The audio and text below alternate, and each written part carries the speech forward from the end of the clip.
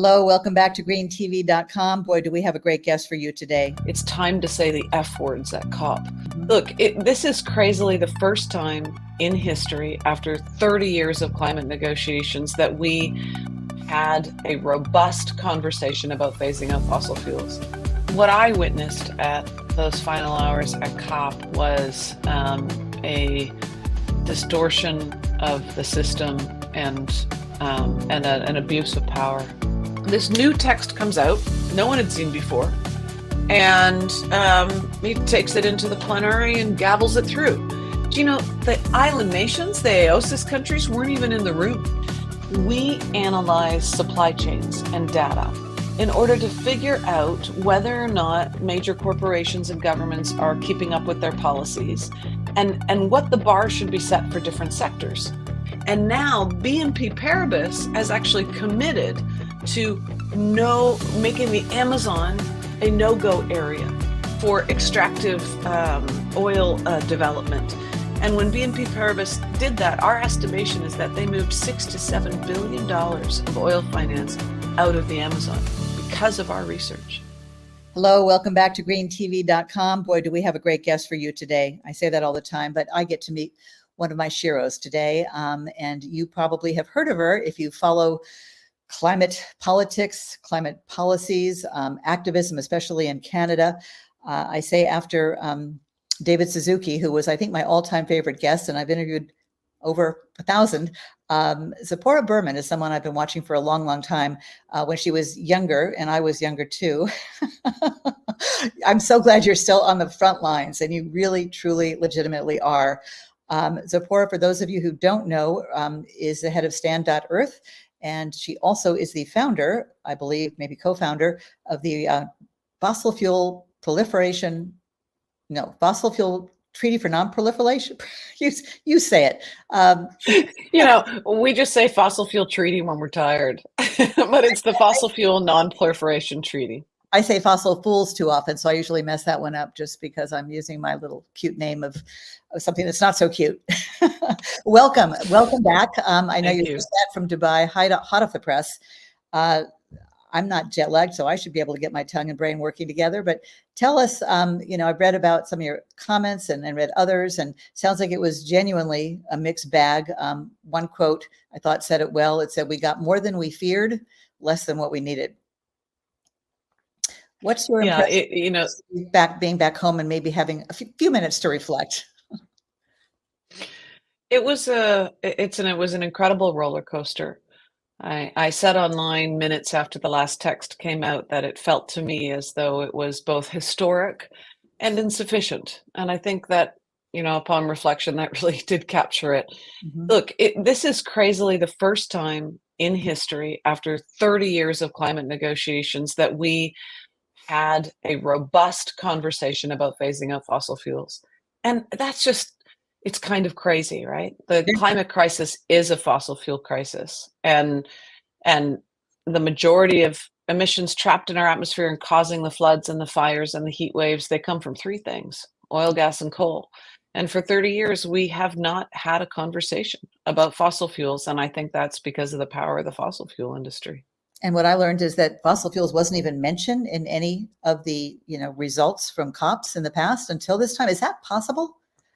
I mean, yeah, in the Paris Agreement, I remember the day when I searched the Paris Agreement for the words oil, gas, coal, fossil fuels. They don't exist, and not in any of the COP decisions. We started having a debate about fossil fuels really at Glasgow. So 2 COPs ago, we actually launched a campaign, our first campaign of the Fossil Fuel Treaty. And we had billboards and social media ads that said, "It's time to say the F words at COP." And it's actually pretty amazing 24 months later that we are having a global conversation about phasing out fossil fuels. We forced this conversation into public debate, of course, on the backs of giants, frontline community activists and indigenous leaders who for decades have been opposing fossil fuel projects, from pipelines to oil drilling, but in their homes, project by project. And I think what's different is that I think until the Fossil Fuel Treaty, we didn't have a pathway for that kind of keep it in the ground science and movement to land in policy. So there was always this disconnect where you would go to climate negotiations and talk about emissions reductions and talk about net zero and talk about targets, but never talk about constraining fossil fuels and the production of fossil fuels. This And is that's the conversation we started to have here at COP in Dubai in the last 2 weeks. And we made some gains. The text that came out is still too weak on issues of equity and justice and financing. Even on fossil fuels overall, it talks about transitioning our energy systems off fossil fuels, which was a way of many countries getting around actually having to say, we're going to phase out fossil fuels. It's funny, they're willing to talk about dramatically tripling renewable energy, but not reducing fossil fuels. And what that actually means is that we're putting energy into creating renewable energy systems, but they're also growing fossil fuel production. right. And I said online and in a lot of interviews over the last couple of weeks, the atmosphere doesn't care whether you're building renewable energy. The atmosphere cares whether you're displacing renewables, Right. displacing fossil fuels with your renewables. Right. So we need to build more of the good, but we need to stop expanding the bad and start winding it down.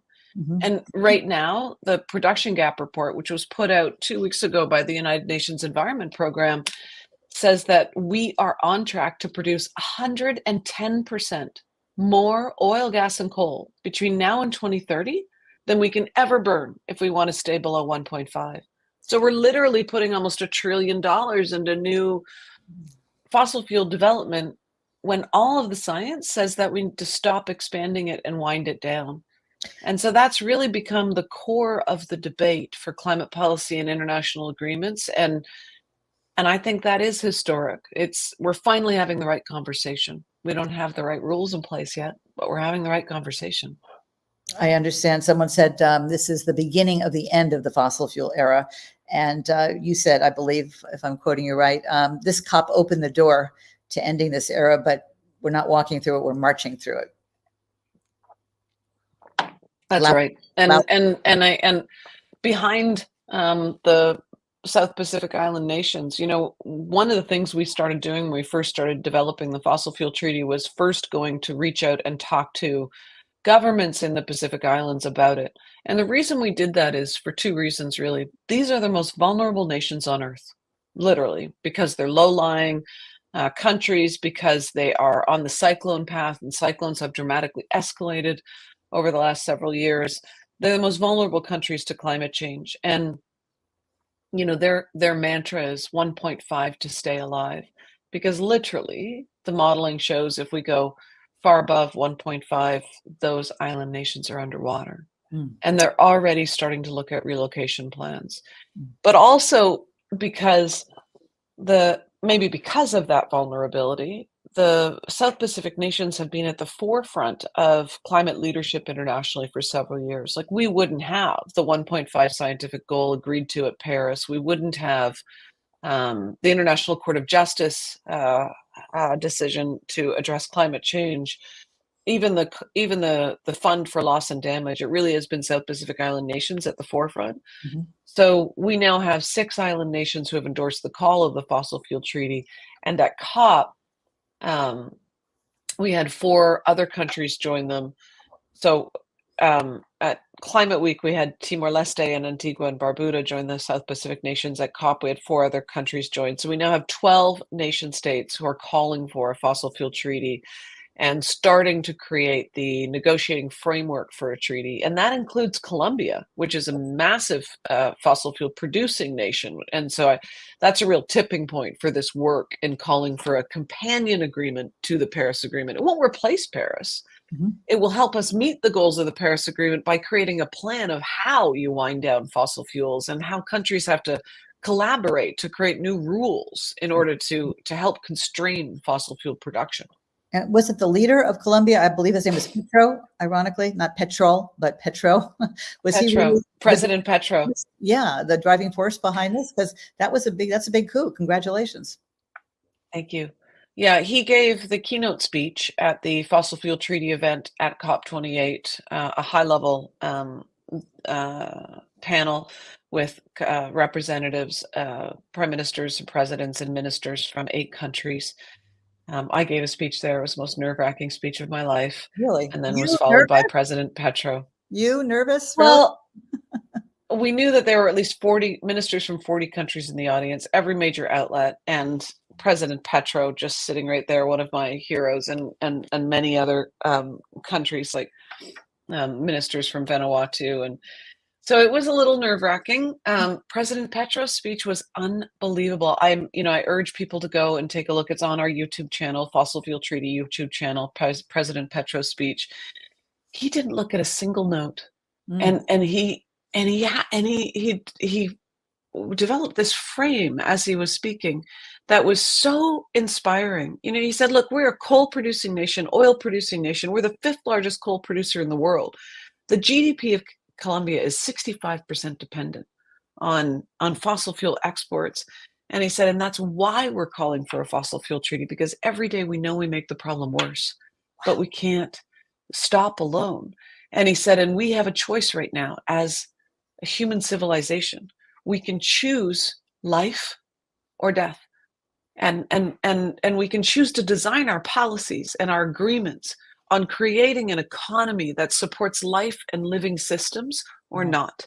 And the idea of a president of a country talking about, making a choice between life or an economy that prioritizes death. Like, it was just, anyways, I'm not doing it justice. It's been a long COP, and I only got home from Dubai last night, but I urge people to watch President Petro's speech. It felt like a historic moment to me.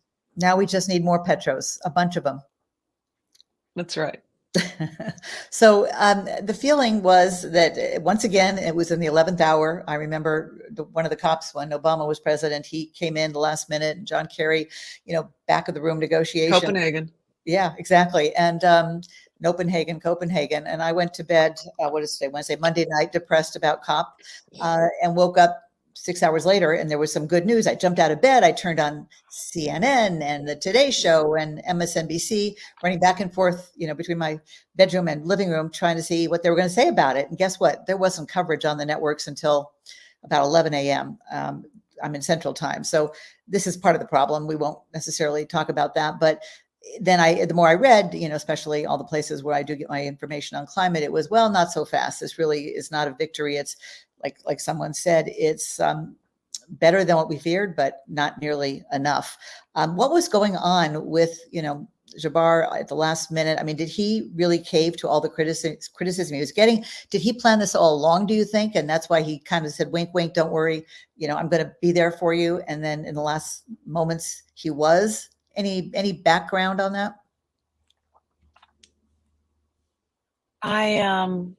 What I witnessed at those final hours at COP was a distortion of the system and an abuse of power. I think the texts that were coming out in the final hours were much better than what we got. And what we got throws a lot of bones to the fossil fuel industry. There's a new section in there about how transition fuels will play an important role. This is a market signal to continue the expansion of gas. Mm-hmm. That is not what the science says. If you look at the IPCC report, the International Energy Agency report, they all say we have to stop expanding and wind down. There's all these commitments from countries to reduce methane, but what the President Al-Jaber was pushing along with the oil industry and OPEC was, we can do that through technology. We don't want production decline. Well, gas is methane. And if we have to dramatically reduce emissions and methane emissions, and we have replacements now with renewables, why are we allowing the production to increase? So in the early drafts, there was no recognition of transition fuels. There was recognition of the need for production and emissions decline.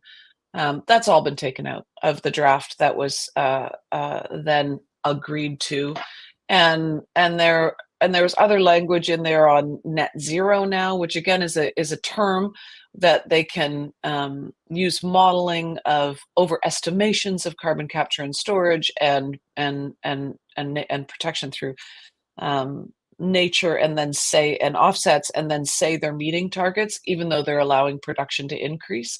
Mhm. This is the reason. These loopholes are the reason that we have had 28 COPs and emissions keep going up instead of down. It's bad modeling, it's bad math, it's overestimation of the technologies that we can use instead of actually declining production of fossil fuels. And what was, I think, really honestly disgusting and scandalous is that even though the majority of countries spoke about wanting a full phase out of fossil fuels in the text, and the texts that were being looked at prior to the final text had a lot of good language in them, all of a sudden at the final hour, I think it was 10 o'clock in the morning, this new text comes out, no one had seen before, and he takes it into the plenary and gavels it through. Do you know the island nations, the AOSIS countries, weren't even in the room? I heard they when were he hit the gavel. crying in another place. And they were on their way, and Mhm. they hadn't been consulted on the text. They didn't agree with the text. A lot of the least developed countries hadn't been consulted and didn't agree with the text. And he gavels it down, and a bunch of people around him, including Saudi Arabia, including China, including a number of oil lobbyists, all stand up and applaud him. And the pictures are consensus at the UAE COP. Mm. It And wasn't a consensus. And he gavelled it through without many of the countries. So it was a distorted process. He wanted some headlines around the world saying that it was a win. And at that point, those countries, and I talked to them and I saw their discussions, they could either make a fuss and walk out and break the whole system apart, or they could just accept it and try and work with it. And I think they decided to accept it. I mean, they spoke against it, but they didn't walk out of the process because the planet's on fire, yeah. and they want cooperation. But I think it was an abuse of power by the president. I think the one thing that did come out of this loud and clear, this COP, is that this is not working. The system of, first of all, having COPs in oil countries, oil-rich countries, even Al Gore, who's traditionally kind of timid or not as full-throated, bold as he could be. He's getting a lot bolder as he gets older. I've never heard Al referred to as timid before, but okay. Well, when I say timid, maybe I've been around him too much. I went through his training, and the last few years he's been more, but he seemed to be politics, put it that way. He didn't want to ruffle too many feathers. So in certain circles he was bold, but publicly I always felt he could come up with a few more lines. And the gloves are off now for Al, that's for sure, especially on the fossil fuel industry and fossil fuel lobbyists. But look, I actually think in some ways having that meeting in the UAE, in the belly of the beast, and even next year's in Azerbaijan, like, I don't necessarily think that's bad in that we're pushing and forcing the fossil fuel conversation, which I think is important. But we have to have, well, look, let's be honest. This process has failed from day one. The first COP, Saudi Arabia intervened and made sure that it was going to be a consensus-based process and not a rules voting process. And so that's what you have now. You have 190 countries trying to reach consensus with the major fossil fuel suppliers who all stand to benefit from continued fossil fuel production. They're making billions. So that's why in designing the treaty, we're designing it as a club of first mover countries who are designing rules to the highest possible level of ambition. And those rules will be binding. That means that not every country will join, but when you look at other treaties throughout history that were designed with high levels of ambition, like the prohibition of nuclear weapons, for example, countries like Saudi Arabia, Russia, Canada, they never signed it, but they stopped stockpiling nuclear weapons because that treaty created rules that became the social norm. They created a high bar for the world to meet. And they didn't allow these types of loopholes and dishonesty in the conversation. So that's why I have hope coming out of COP28 that there's going to be even more support for a fossil fuel treaty, and that fossil fuel treaty is going to set rules which are going to shake things up.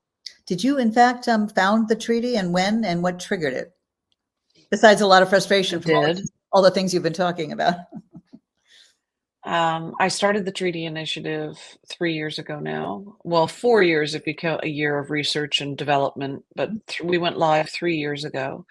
And I started it in part because of my own lived experience in in Canada and the tar sands, or what's called the oil sands.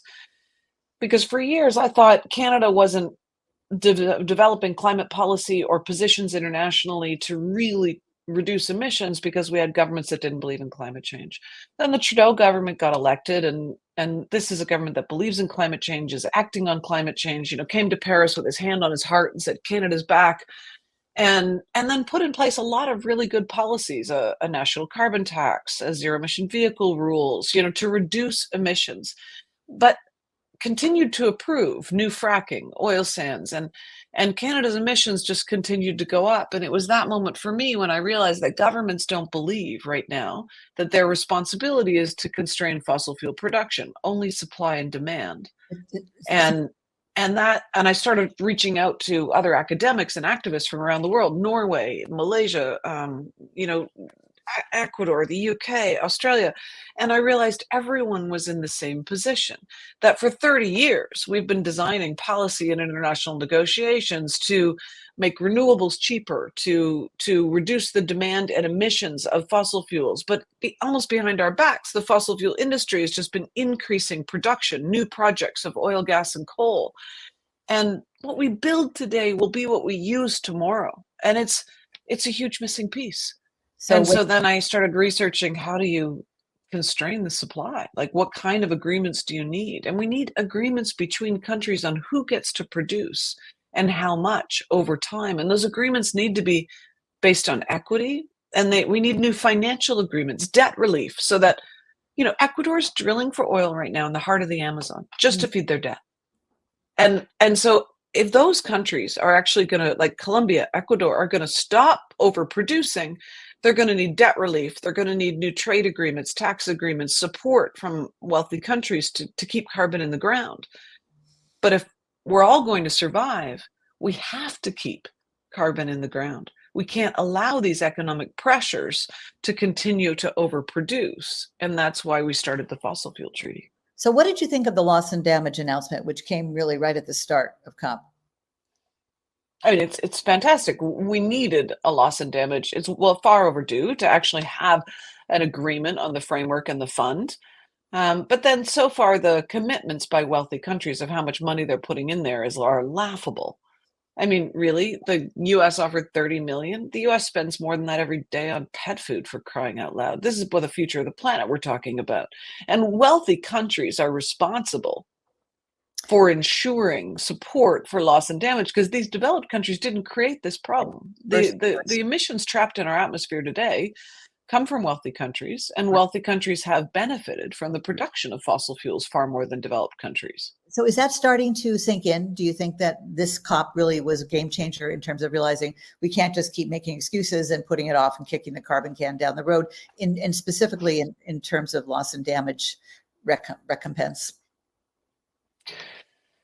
I don't know. I mean, now that the fund is created, I think there's going to be more pressure. That's true. I think the main problem right now is a lot of people are pressuring developing countries to produce more fossil fuels as a way for them to get economically stronger. We can't afford these emerging economies to go down the path that we have gone down, and we don't need to. Renewables are cheaper. They're available at scale. Mm-hmm. But the financing is not yet there for them. And that's because the big banks are doubling down on fossil fuel development. If you just look at 50% of the major banks, Carbon Disclosure Project is showing that 50% of the major banks, so a little over 400 or 500 banks, have about 9 trillion in new fossil fuel expansion planned. So we need a reform of the financial architecture that supports countries in building a clean economy. We also need leadership from the major financial institutions to stop funding the fossil fuel economy and start winding it down in line with the science. Just a note on banks. I was for too long, since college days, with Wells Fargo, and I kept saying, I've got to get out of Wells Fargo. They were, one of the top investors in fossil fuels. And we finally did it a couple of years ago. We moved to First Republic because they seem to have a better track record on climate and some green policies. And I made it clear, I don't want a dollar of my meager savings going into anything to do with carbon. Finally relaxed, caught my, was like, whew, glad I did that. Should have done it years ago. And all of a sudden they're merging with JP Morgan, one of the worst offenders. It's like, you can't win. Yeah. I mean, it really is important to figure out where your money is and to try and find banks and institutions, credit unions, et cetera, that are going to do, put in place the right policies. But also, if you do have money at major banks, then you should be advocating with those banks to put their money where their mouth is. And and that means winding down fossil fuel assets and investment, and putting more money into renewables, et cetera. I mean, our lives depend upon it. So the problem is everybody knows that. The science is really clear. And every ton of carbon we allow to go in the atmosphere today is going to take lives. We know that. 5 million people died on the planet last year just from lethal heat alone. But everyone wants to be the last barrel sold. And it's greed. The fossil fuel industry is the most profitable industry on the planet. They've been making $2.8 billion a day, every day for the last 50 years, according to World Bank data. And now, even though all those banks and all those countries and companies know that we need to start not just stop expansion of fossil fuels and wind it down, but we're going to have to start decommissioning fossil fuel assets. They know that, and they see the writing on the wall, and they all want to be the last ones to actually move. It's sort of like and that's reprehensible. Before the music stopped, they're scrambling around, going faster and faster, see if we can get our bit before the music stops. That's what it feels like. Yeah, crazy. I don't know if you have children. I do. I have 2 boys. And what ages? 20 and 24. Well, my 29-year-old daughter, my only, just had a daughter last month. And congratulations. Thank you. I've been at this green media for 25 years, believe it or not. And I think I've been following you almost that long, I think at least 2 decades. And I've, as we all talk about future generations, well, all of a sudden this baby is in flesh and blood in my arms, future generations. And did you see that song that the British young woman did? We Tried. That was going around. Oh, so beautiful. So beautiful. I watched that yesterday morning and I just burst into tears because I was also looking at a picture of Ezzy, my new granddaughter, and thinking about what is she going to see in her life? And of course, all children born and yet to be born. So it is so urgent. It is so maddening. It is an interesting time to be alive. I try to put a positive spin on it, so much. It is, what a lot of people don't realize is that we are living the moment where industrial society is re-envisioning itself, how we work, how we get to work, how we heat our homes, how we travel. And we now have the technology to entirely change the way we live. And when I get upset and I think about, I had this amazing conversation with my grandmother right before she passed away. And she said, you have to remember how much the world has changed in my lifetime. Like when your mom was growing up, I didn't know a single person who'd ever been on a plane. We didn't have a computer or she said that Raspberry you're always holding, because that was back when I had a BlackBerry. And she said we didn't have any of that. No. We had a phone, but it was a party line. When it rang twice, it was for us. And when you got bored, sometimes you picked it up and listened to other people. Like they didn't have a TV, they had a radio. So the world has entirely changed in my grandmother's lifetime. And it is changing in ours as well. We are capable of such quick change. Yeah. When I first started campaigning 30 years ago, we didn't have internet. I campaigned by fax and telephone. I knew you've been at this as long as I have, even longer. So we have the ability to totally change the world, and that is happening in our lifetimes, and that is really exciting. But it will only happen fast enough to save lives if we all engage with it. We all have to do our part. You don't have to be an expert. You're still a voter. Our governments work for us. And so many people ask me about what they should buy and what they should wear and how they should eat. What should they do? Yeah. Lifestyle is important, but the most important thing you can do is let your elected decision maker know that you care and you're watching them, and that you want them to ramp down fossil fuels and increase renewable energy, and that you're going to vote according to your values. That's because we need systems change. We don't just need to change our light bulbs. Yeah, and I left mainstream media. My first half of my career was with CBS Radio because I couldn't get environmental news on, and have been trying to make it an independent media. And that's one area that is really overlooked. So the millions go into climate tech, but what about educating the public? What about bringing the population along? So that's sort of my area of focus, trying to make people realize, especially the funders and philanthropists, that if we don't have an eco-literate, climate-savvy public, there's no way we're going to win. We've got, what, 6+ years to cut our emissions in half, and we're going in the wrong direction. And I don't know about you, but when I hear net zero by 2050, it's like, if we're around, 2050 seems so far away, given how quickly things are changing. But maybe they can change just as quickly in the positive direction. Maybe they have to. Well, I mean, the thing what a lot of people don't realize is that social change isn't linear. It happens at tipping point moments, and I think we are living one of those tipping point moments where the price of renewables is plummeting. We're finally having a fossil fuel conversation where new technologies are coming on board or strengthening existing technologies like battery storage and electric vehicles that make it easier to do the right thing. Mm-hmm. That tipping point is now. Yeah.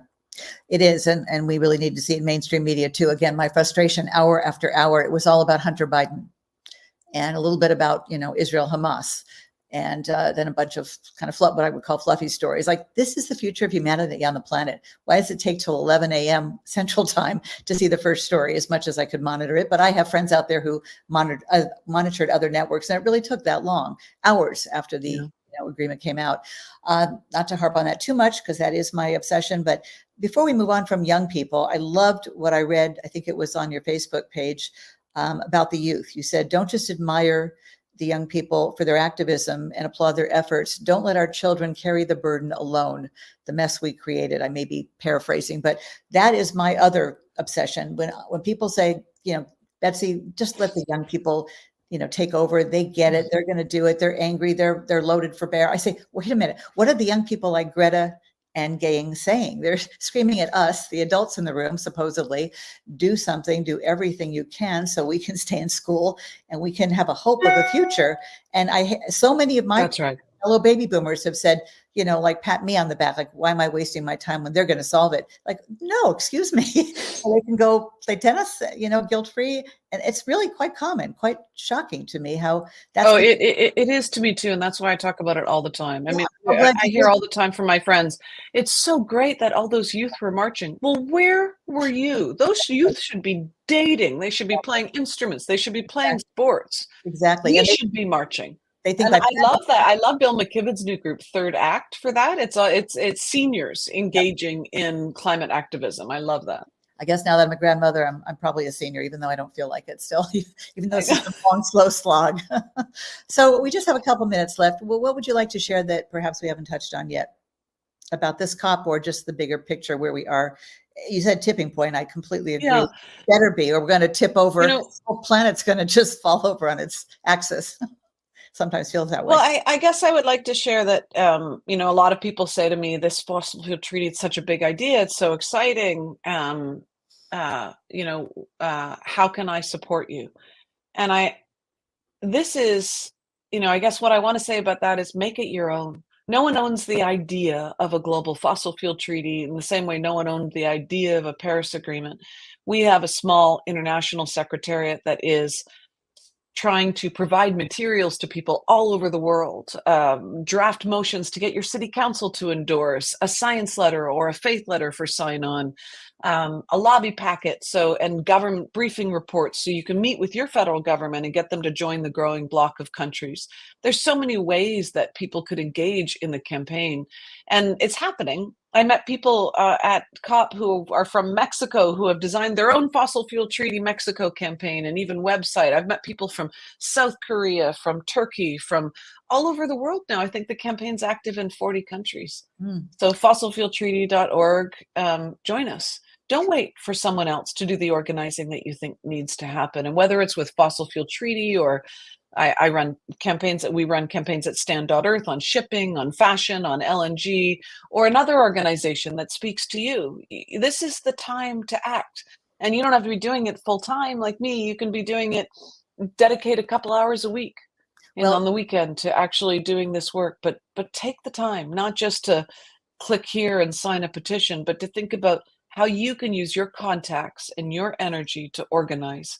Because that's what we need. We need more people thinking about how to organize to make this movement bigger and stronger. Thank you. Before we let you go, and before I had this wonderful opportunity, thank you so much to speak with you. I wanted to interview you about Stand.earth. I heard you speak in New York during Climate Week. I was in the back of the room, had to run off to 5 other events, but Just they're doing amazing work holding corporate entities, businesses responsible. Just say a couple of words about them, and then we'll someday do a, hopefully sooner rather than later, do a longer interview on their great work. Great. So Stand.earth is an organization that was founded on the west coast of Canada and the US, North America. And we do an interesting thing. We analyze supply chains and data in order to figure out whether or not major corporations and governments are keeping up with their policies and what the bar should be set for different sectors. So every year, Stan puts out an amazing report card on the top 50 fashion brands. So check it out at stand.earth. You can see who's better, H&M or Patagonia. You can find out what Lululemon is using to make their clothes. Spoiler alert, fracked gas, in fact, and built in factories that are predominantly still coal.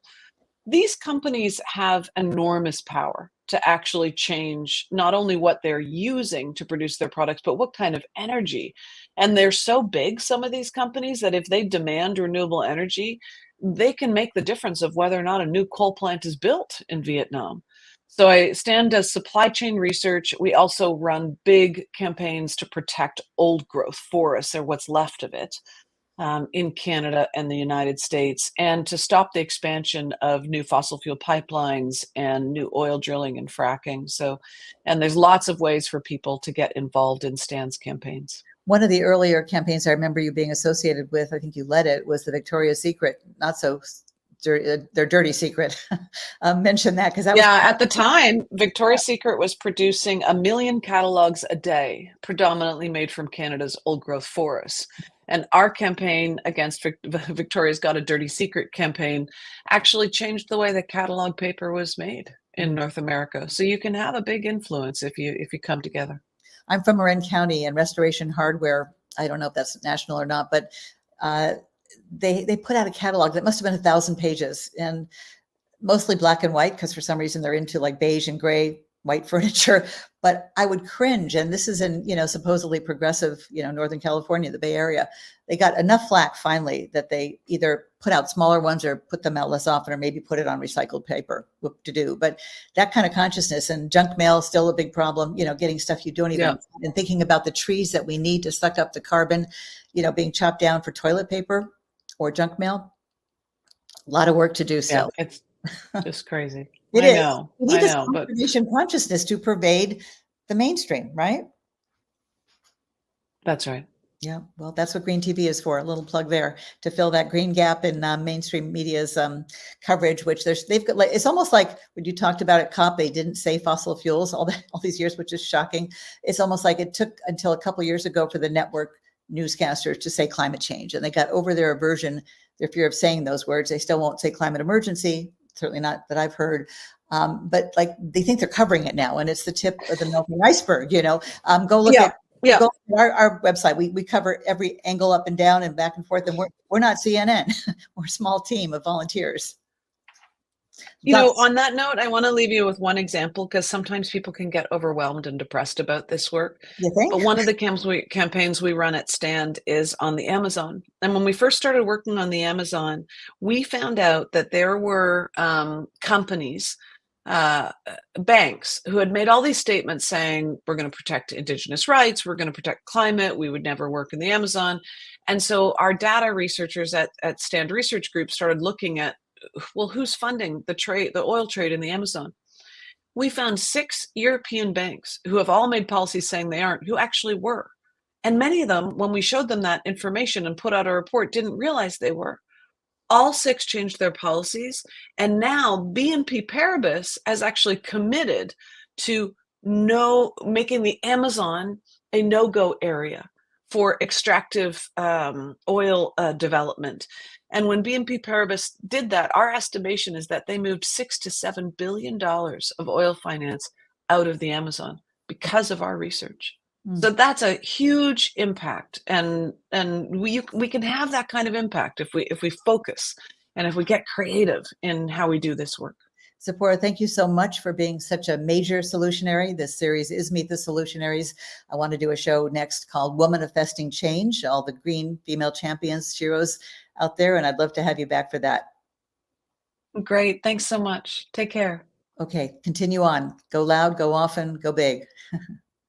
That does it for this edition of greentv.com's Meet the Solutionaries series. I want to invite you back. We're going to be having some other folks who are also in Dubai, try to get those edited, posted, turned around as quickly as possible for you. Want to thank my tech producer, Jay McDonough, and our team of very, very dedicated volunteers, a small but very mighty team of volunteers at greentv.com. I'll give their names in the future, but right now I think we're probably used up enough time. So just want to say thanks again. And this is one of our, but not the last, debriefs from COP28 in Dubai. Thanks for being with us.